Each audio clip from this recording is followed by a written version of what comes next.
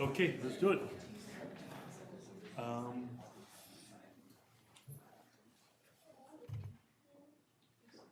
Are we good? Okay. What time is it? It is 5:06. That's the one I was looking at, right here, you're right here, okay. You can explain that, right, eventually?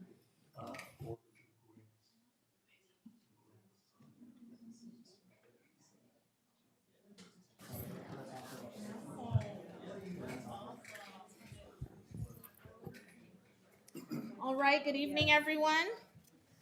We're going to call this meeting to order at 5:07 p.m.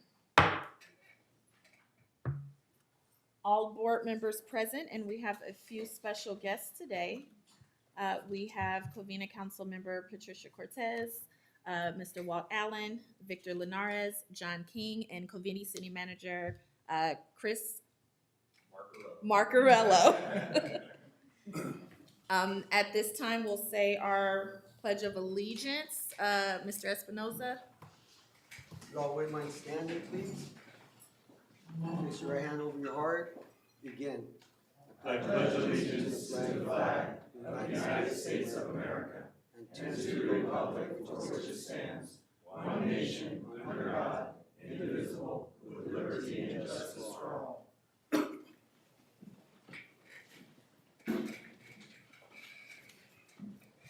Thank you very much. Welcome to our guests today. Thank you very much for attending our joint board meeting with the City of Covina. Really excited about what we're going to accomplish today. We'll move right along to public comments. I have one card with the subject prayer from Neil Posen.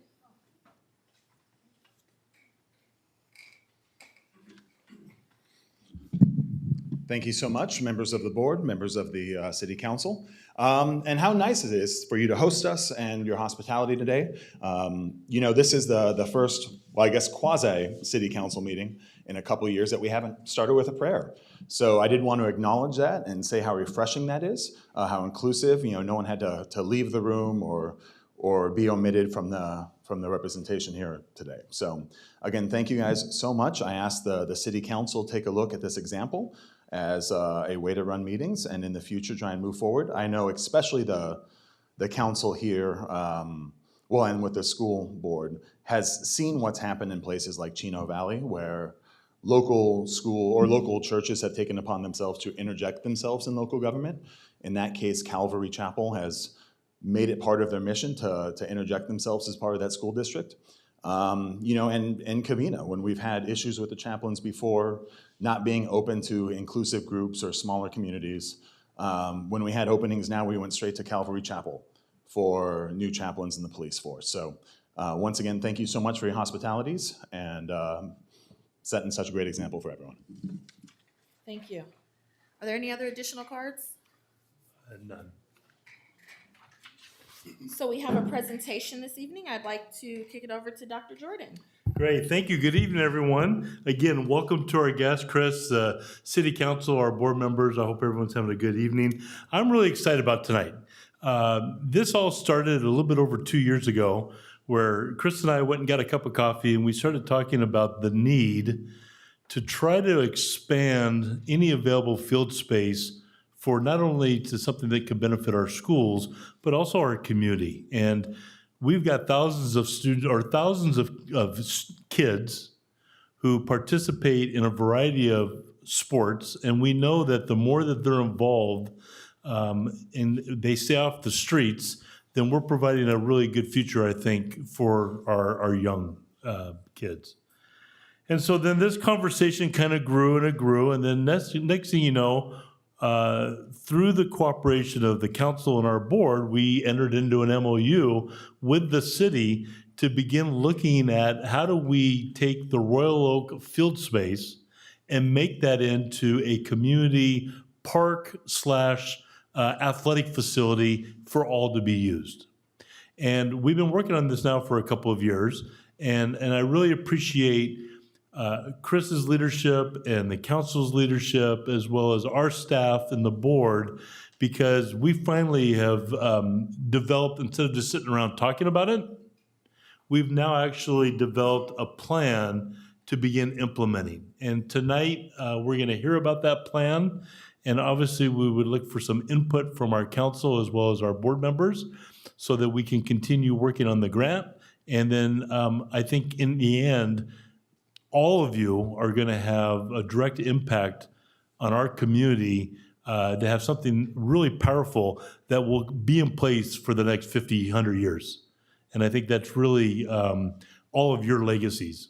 And so really appreciate everybody's support. It's a very slow process, but I know we'll keep moving forward and we're going to get there. So it's my pleasure at this time. And I also want to thank Danny Andrade, who's going to do our presentation tonight from the city of Covina. She has been instrumental in guiding us and doing a lot of the heavy lifting along with staff. And so, Danny, if you could come up and present to us the findings, welcome and thank you. Okay. Hi, everyone. Good evening to you all. My name is Daniela, as you have already mentioned. I work with the City of Covina Community Development Department, and I'm a management analyst, and I'm taking on the role as the manager on the city side for the grant. And so today we're going to be presenting our overall progress.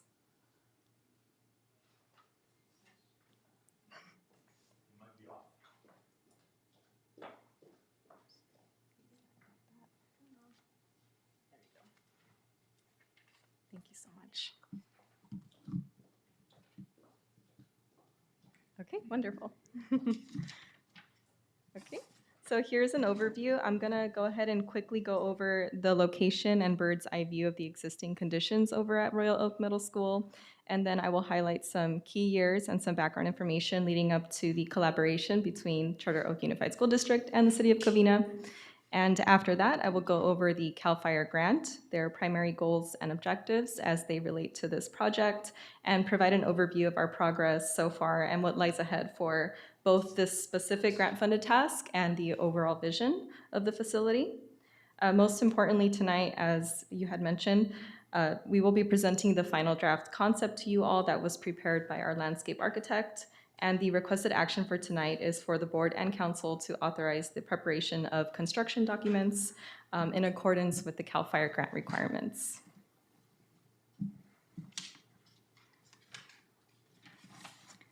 Royal Oak Middle School is located at 303 South Glendora Avenue, and it currently serves 7th and 8th grade middle school students, and is located roughly on a 41-acre site.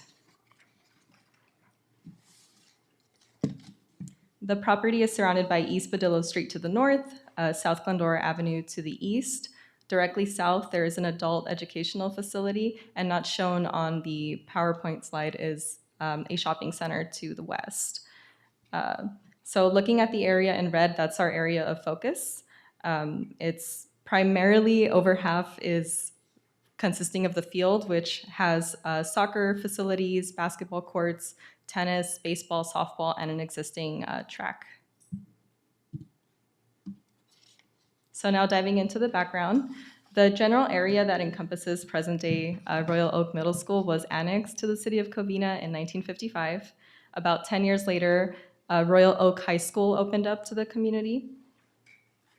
And it remained a high school for about 20 years. In 1985, it was transitioned into a middle school serving 6th, 7th, and 8th grade. And later on, around 2007, that dropped to only 7th and 8th grade middle school students.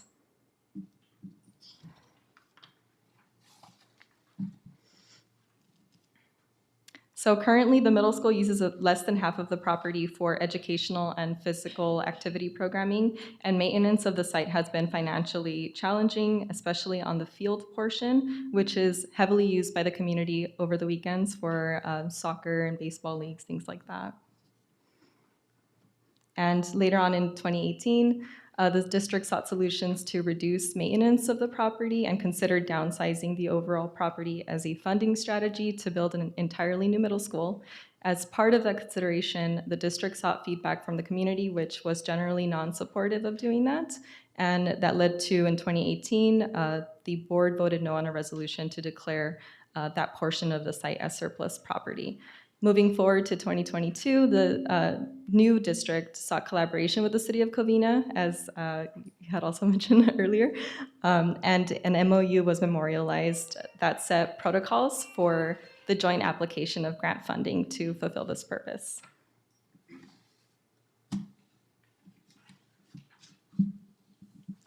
So moving forward to late December 2023, we received the notification from CAL FIRE of an intent to award, and that's the first grant that we've been awarded so far.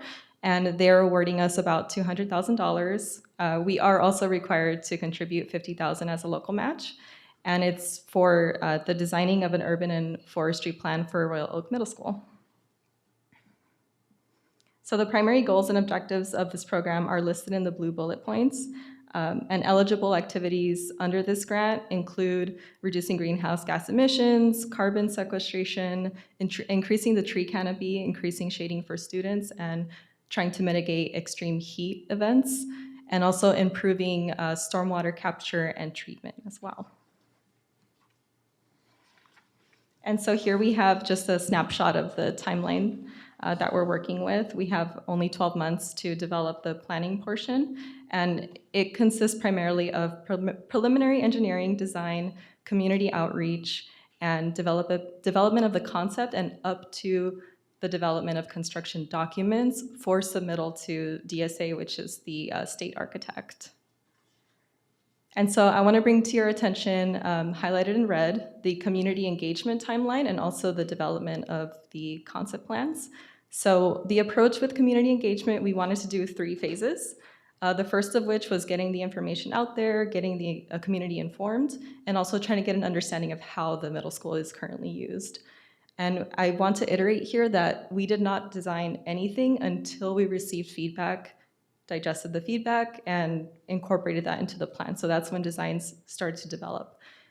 We did a second outreach that just was completed this past month, and we're gonna be wrapping it up in November as a debrief to the community and providing an update of how the plan ended up.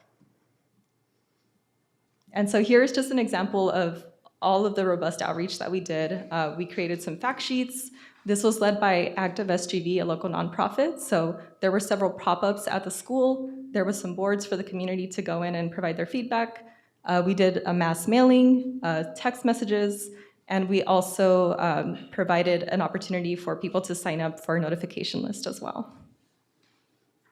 So this is the first round of community engagement. As I had mentioned, we really wanted to get on the community's radar and let them know about the project and also gather information. So this consisted of 3 pop-up events, a mailing about half-a-mile radius from the project site, some social media postings.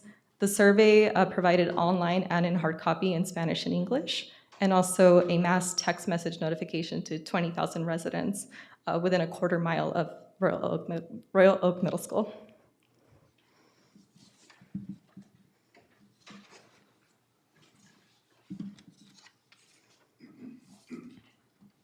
And so these were the results of the first community outreach study. So if I could point your attention to the percentages in blue, that was the question, what is your relationship to Covina? And over 70% of the respondents, we had about 286 respondents, are actually residents of Covina.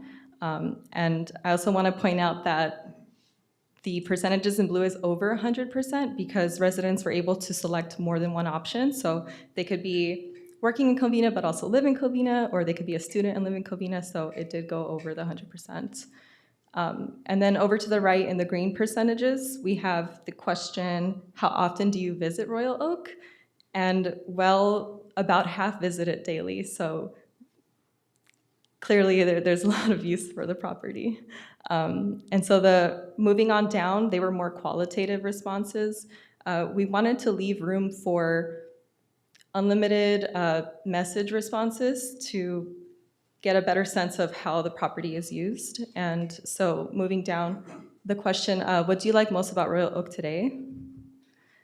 Over 25% or a quarter responded that they like most the access and convenience and being able to access the property. I wanted to highlight also, in a similar sense, over about 20% of the concern was preserving access as well. So we wanted to make sure that that's open to the community.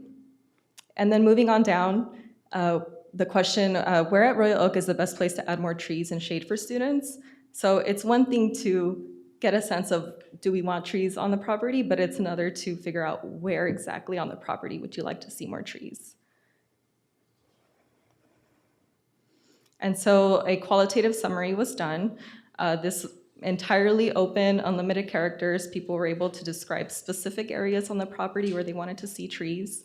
And not surprisingly, over 30% responded the field. So we had over 70 responses that specifically mentioned the field, but I do want to point out that almost half of that specifically mentioned the perimeter of the field along the fence, not affecting the soccer fields at all, or around the track. And so after that was collected, our landscape architect went ahead and created the designs, and it was brought back to the community on September 5th at a back to school night. And so we printed out some boards, and we provided an opportunity for the community to provide additional comment and for us to tweak the plan a little bit more. And so now moving forward, this is the final concept. We are proposing about 400 trees along the entire property site. I do also want to point out that there's some areas that are grayed out as not in scope. And the reason for that is when we were initially going out to the community and getting feedback, a lot of the responses were they wanted to preserve the sports facilities. The sports facilities, unfortunately, are not an eligible expense under the CAL FIRE grant, but we wanted to make sure that we incorporate it into this plan as out of scope and to be done at a later phase. And then I also want to bring your attention to, we have about 4 gathering spaces that we're proposing. So these are outdoor learning environments or outdoor classrooms, and they would feature such elements as shade trees, climate appropriate shrubs and plants, pollinator gardens, and log seating for students to learn outside. And then here we have some examples of what a bioswale looks like and what type of vegetation you can expect. And so moving on to next steps. For tonight, we're requesting for the authorization for us to prepare construction documents consistent with the plan. Specifically for the grant, we recently held a meeting with DSA to figure out next steps with the submittal process. And then project specific, we will continue to search for funding opportunities for the implementation portion of this planning grant, and at the same time look for funding for the design and implementation of the sports facilities in a separate phase. And so looking ahead, we are researching available funding opportunities. So some potential sources could be city park impact fees, or for instance, Measure W, which is the Safe Clean Water program. And they have 2 sources. They have the local allocation, and then they have a competitive regional. And then there are some other grant opportunities such as CAL FIRE IRA. So for future cycles, when we complete this planning cycle, we may pursue an implementation at a later year. Or also Prop 68, they have several grants, and also Measure A, they have a local allocation, and they also have a competitive funding opportunity. And that's my presentation. Thank you. Yeah, Thank you thank very you. much. At this time, we can entertain questions from the board. Mr. Rose? Yeah, I noticed, on my vocational, I noticed that one, it's on the football field, is not a scope. Oh, not a scope, thank you. But I noticed that it needs to be upgraded, the condition of the field, and who's gonna take responsibility for that? So I can answer that. So I think it's a 2-part project. The first, through the CAL FIRE grant, will produce potentially what you see up there. Now we've got to go out and look for additional funding or grants to address the main fields. And then I think we would need to seek more input of, is that all grass? Is that a combination of grass and softball? Is that soccer? Is it baseball? And I think that's the second phase to work on next. Okay, so with 2 phases, right? Mrs. Flores? Yes, thank you, Danielle. Wonderful presentation. And welcome to our very special guests. Thank you for joining us, and thank you for the gifts. Were we supposed to bring gifts? We were supposed to bring You gifts. guys have done that multiple Great, times. okay, thank you. You always Thank you for bring us that. gifts, so. Okay, great. Danielle, my question is, in terms of irrigation, do we have a plan for that as well? I know we're looking at planting the trees on top, but what's our plan to irrigate? This seems like lots of trees that will need to be watered and, in terms of conservation, how are we implementing that? Are they drought tolerant trees, or what is our plan for that? Yeah, so I'll answer in two parts. So irrigation is an eligible expense, so planning for that is eligible under this grant. Also, if we pursue implementation, that would be eligible as long as it's water saving measures, and like drip irrigation is one example of that type. The other part of that is we're pretty confined to what types of vegetation we can actually plant on the property. So they have to be climate appropriate. They don't necessarily have to be endemic to California or specifically related to the Covina area, but they have to be climate appropriate and water friendly. So that's like the main goals. In addition to having, substantial shade production from having canopy trees. Hope that answered your question. Great, thank you. Kind of on that topic, kind of piggybacking off of that. So thinking about the diversity of plant life that could potentially come, obviously the main requirement is that we are going to be drought tolerant, make sure we're looking at water conservation.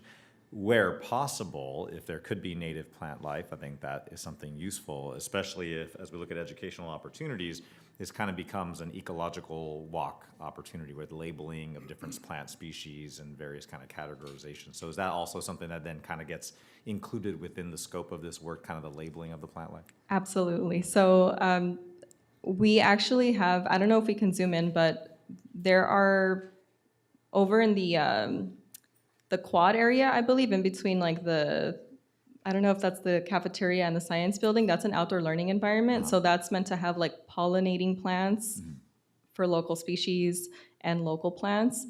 We actually did get feedback on the second round requesting that we label some of the plants. So there's an opportunity to have focus that on the outdoor learning environment sections to have labels that identify the plants and express the importance of maintaining native plants.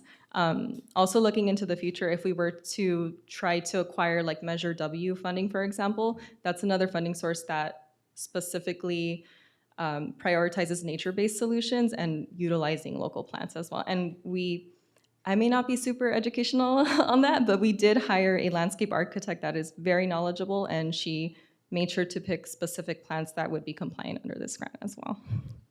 Yeah. If I can add, sorry. We look at this as building off of the median restoration that took place with a lot of California natives too. So we got a really positive response to a lot of the plants that were installed in trees, and so blending that over and making it, synergistic. So, thank you. Excellent, thank you. Yeah. Thank you for the presentation. Welcome. We appreciate you guys being here and the collaboration.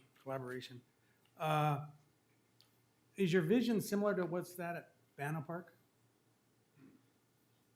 The walking trail with the signage and the plants and the. Similar? Banna is a little bit different type of park, right? So that's more we don't have the active recreation elements. There are some lawn spaces for kids to kick a ball and whatnot. I think you'll see a lot of those similar types of plant species and drought tolerant water like netafim, really not the traditional overhead type of sprinklers. But with this is that first step of building that tree canopy, building that perimeter around the park. And it's really going to make, with the relationship here, it's really going to make us competitive for those other grant applications that Danny mentioned. And we'll have a very solid plan moving forward. Excellent. Thank you. As far as the funds, the 50,000 matching funds or other funds that are needed, have we considered looking to like county or state elected leadership? Or are we permitted to? Yeah, Mayor, council, and board members. So yes, that was part of that initial commitment with the MOU, where the city and the district are sharing those costs on a 50-50 basis. But I think it's absolutely an opportunity where we can approach it, the supervisor or other regional representatives to see if we can obtain some more funds to maybe stretch the project further or do some other things desired by the board or council. Thank you. I'll open it up to remarks from the city now. Mrs. Cortez? Thank you, and it's a pleasure to sit here with my school board colleagues, so thank you for the warm welcome. Danielle, excellent presentation. I have a quick question on the survey results or the feedback that you received. Were there any specific to parking, street parking? I noticed that there was one comment that said providing access or link to a walking trail to the parking, so I see that like the correlation, because they would use the existing parking on site.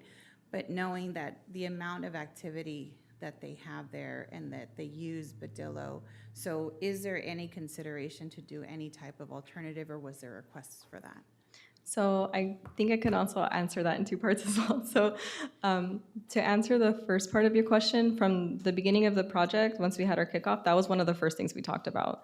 Unfortunately, because of what can be covered under this grant, we can't create any more impervious areas. So we would be allowed to remove impervious areas, so like remove parking spaces, but we can't necessarily create additional parking spaces because it would create additional impervious space. So that, in addition with the recreational components like the soccer field, basketball courts, things like that, we would like to separate those and treat it as a completely separate phase. That being said, this project has to go through DSA and has to be approved and certified through DSA, which, because we are proposing outdoor gathering spaces for the children, it triggers ADA and accessibility requirements, which ends up triggering parking requirements. So as part of this, we have to demonstrate that I believe there's an existing bathroom on the field and there's 4 gathering spaces and the admin office, that they're all accessible to each other. And also there's an accessible path to the parking lot. So for the purposes of this grant, we are going to be utilizing the existing north parking lot on the east as that demonstration. But to answer your other question, it would have to be in a separate phase to create additional parking. Okay, got it, thank you. Yeah. Mr. Allen? Yes, I too want to thank you and our recreation, park and recreation staff. You guys are doing miraculous work. I think it's imperative that we really push, and I think I'll join Kristen saying that we really need to push hard with our local elected officials to grab some funds to move ahead as soon as possible. And I think that's going to be the key to really making this a successful project. Although we've finished the first phase, it's imperative that we move as quickly on finding donors for the second phase in the entire project. So I'm really looking forward to this, and I have to tell you this, that I'm so proud of Covina and Charter Oak School Board. We have had such a phenomenal relationship, and this is a perfect example of just excellent collaboration. So I want to, my hat's off to the entire Charter Oaks School Board, Superintendent Jordan, and all of your staff here have done a magnificent job, having a great partnership with the city of Covina. And I think I say this on behalf of the whole council, and I know Mayor King will continue with the accolades that I'm presenting to all of you for just an outstanding partnership. Mr. Linares? Yeah, thank you so much. I just want to thank the Charter Oak School Board and Superintendent Mr. Jordan for having us today. This has been a project I think we've been talking about for a while, so it's great to see this first phase kind of kick off. I don't have too many questions on what you guys presented today. It looks great. Great job, staff, on putting this together. I'm more excited about the second phase on this project. But I know that this is important, and this one's great as well. But I think mainly it sets us up to get the ball rolling on the second phase and get really aggressive on finding the money to get this second phase kind of rolling. But yeah, I think we have a great opportunity here for your board and for our council. It is a legacy project, which just so happened to be building quite a few of these in Covina these days, which is just a great time to be a council member and a school board member right now, right? You see many council members and board members go, a long time and don't get to do these kind of cool projects. So I think this is a great opportunity, and I'm excited to see what comes ahead. So thank you for having us. Gosh, what do I say that hasn't been said, right? Thank you all very much. And it's nice to be at my very first school district when I first moved to Covina back in long ago. Charter Oak has had the distinct privilege, or the distinct reputation, more appropriately, of being collaborators, right? You guys have reached out to us and we've worked together on this project and on other things in ways that we don't typically see. And I want to congratulate you and thank you more than anything for that. And Jeff, you've been a tremendous leader in our community. You've done a great job in collaborating with Chris, and that cup of coffee, right? That act of reaching out under your leadership has brought together a project that, like you said, this is going to be a legacy project. This is unbelievably cool. So like Vic, I'm super excited about this. This is the foundation, right? This is my parents telling me to practice when I was a kid. But what comes later is the exciting part, right? What comes after this with the sports fields, with the whatever, maybe I don't know what comes later. Maybe I shouldn't predispose what comes, but the really cool things that do come is going to be equally, if not more so, exciting. So I'm so thrilled that we're here together. And thank you for inviting us to come in and share this time together. What a great opportunity. Danielle, thank you so much, and Lisa, and Crystal, and everybody. I know Rafa's here. Thank you all for your work together to help bring this forward. So absolutely thrilled. Thank you all. Thank you so much. At this time, Mr. Rose? I have one question. Yes. I have a handful of questions. Do you have an idea when the completion date will be open to the public? The completion date for construction? Yeah. Okay, that is going to depend on the availability of funding, but what I can say, and what we did learn recently, is that once a project gets approved by DSA, you have 4 years to begin construction. So hopefully it doesn't take us the full 4 years to do that. Hopefully it's a lot sooner, but it is we do have that timeline of 4 years.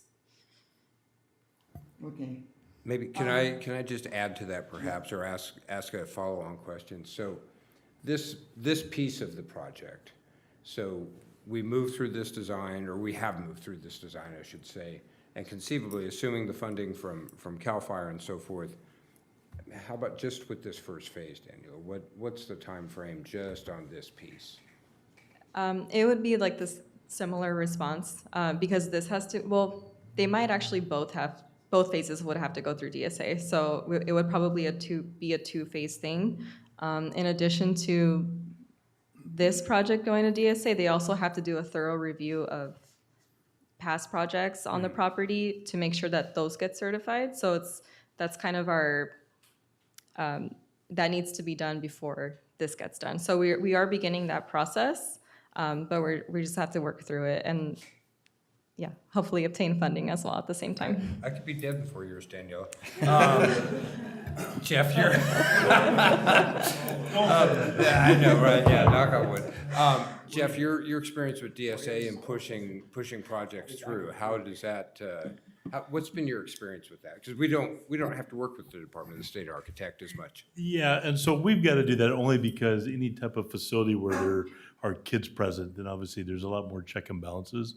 So it really depends. It depends if it's all been approved. It depends what the architect drawing, if there's any revisions they want done. So There's no, like Danny's saying, there's no way of saying it's a 6-month project or a 1 year. You Right. submit, and then you just hope it gets through as quickly as possible. Okay. Yes, thank you, President. The borderline, that map, I'm wanting to ask you a question about the borderline between charter or adult ed and the proposed land. Is there gonna be a fence there, or would it be, the way I see it, trees separate the unit? Would there be a fence or no fence? I believe there is an existing fence, Well, right? on the south remember, side? there's a slope at that location. So the tree line you're identifying, there is a slope between the upper part of adult ed and the lower part of ROMS. So at this point, the way the drawing is laid out, those would be a line of trees on that slope line. Okay. You mean more trees on the slope? Yes. Okay, gotcha. Thank you. Parking. I noticed on the map on the upper right-hand corner in purple, it says here, not a scope, but it's that potential future parking space. Is that part of the consideration in the district level? And both level with city and? Well, if I may. Doesn't involve. Let me start, and then I'll have Chris jump in.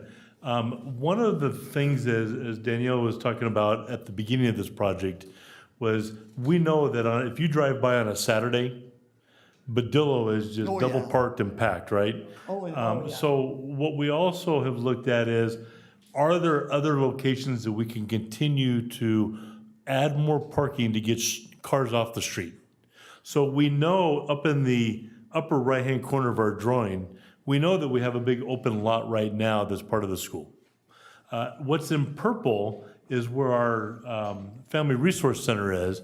We're not proposing of taking that out, but we know behind that and where the basketball courts are, there could be a potential for putting some more parking in that area. What am I missing?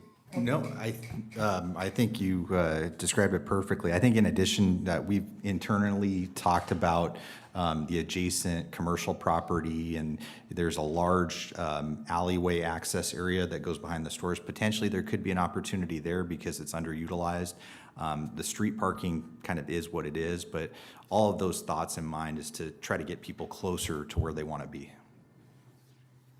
And I only have one more thing to add to that. So as part of the first phase of outreach, that received the least amount of feedback. So it was less than 1%. I think like 1 or 2 people responded that they would like to see trees there, but a majority was in the field, upper campus, and the quads area.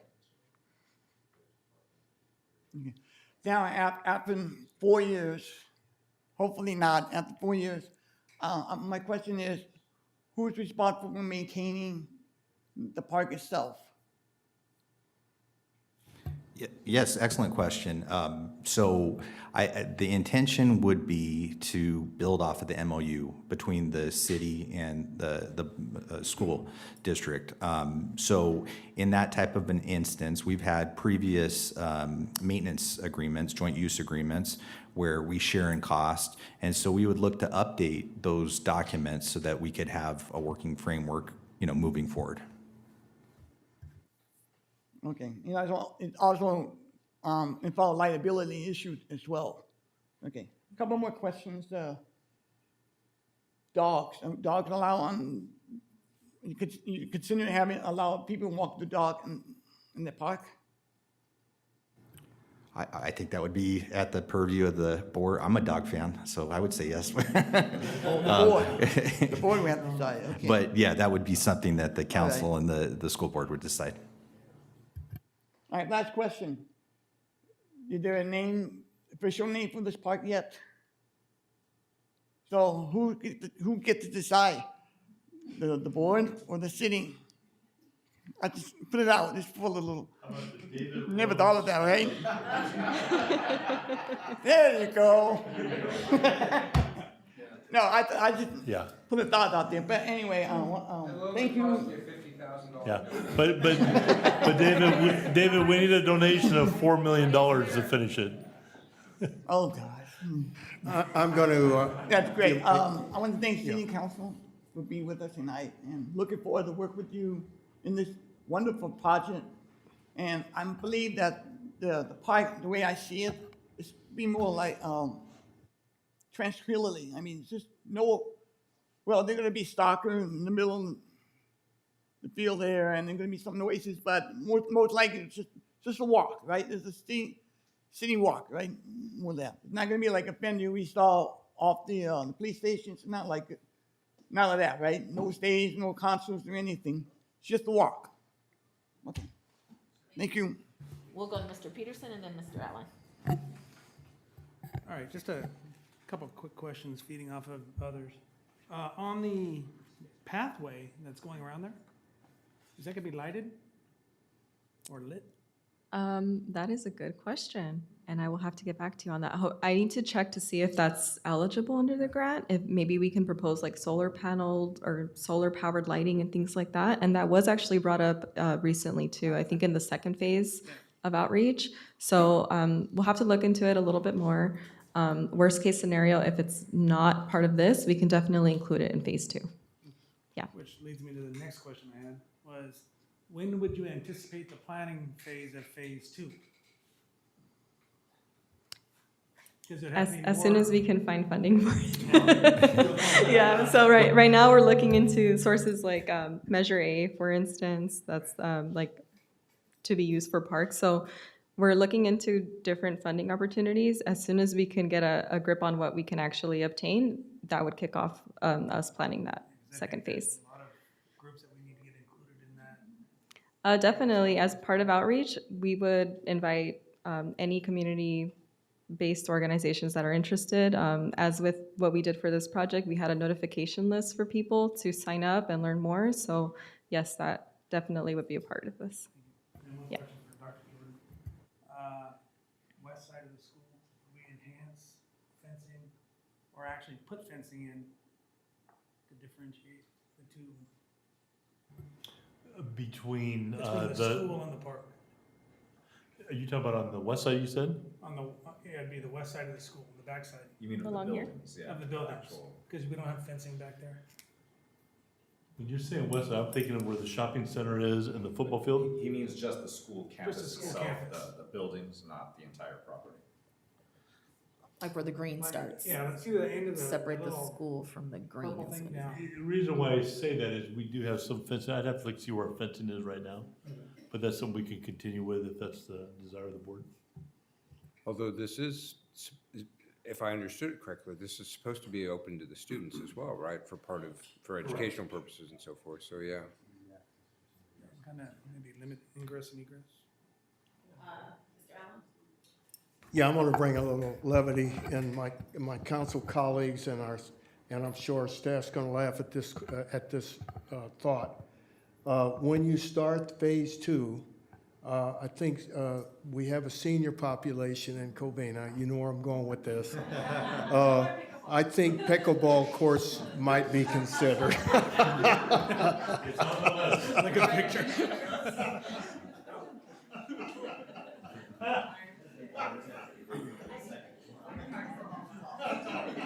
Isn't there about one pickleball court per senior citizen in the city right now? That's the only known gang in Covina.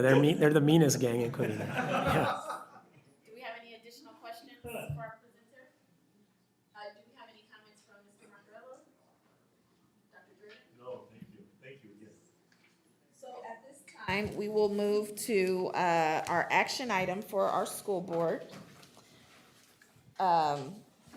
Authorization to prepare construction documents for urban greening elements at Royal Oak Middle School in accordance with CAL FIRE requirements. Is there a motion? I'll make a motion. Mr. Peterson, is there a second? I'll second the motion. Dr. Aguilar, is there any discussion? Hearing none, I'll call for the vote. Mr. Rose? Yes. Mrs. Flores? Yes. Dr. Aguilar? Yes. Mr. Peterson? Yes. I'm also a yes. That's 5 yeses, 0 no's. Motion carries. Congratulations. And Madam President, we will be bringing this back to our council at our next meeting, where I expect we'll have a similar activity, and looking forward to that. Thank you. And then our next item from our board, we'll take a motion to adjourn. Peterson? Second? Flores, all righty. We will, I don't know the time. 5:50. We'll adjourn this meeting at 5:50. All right. Good job.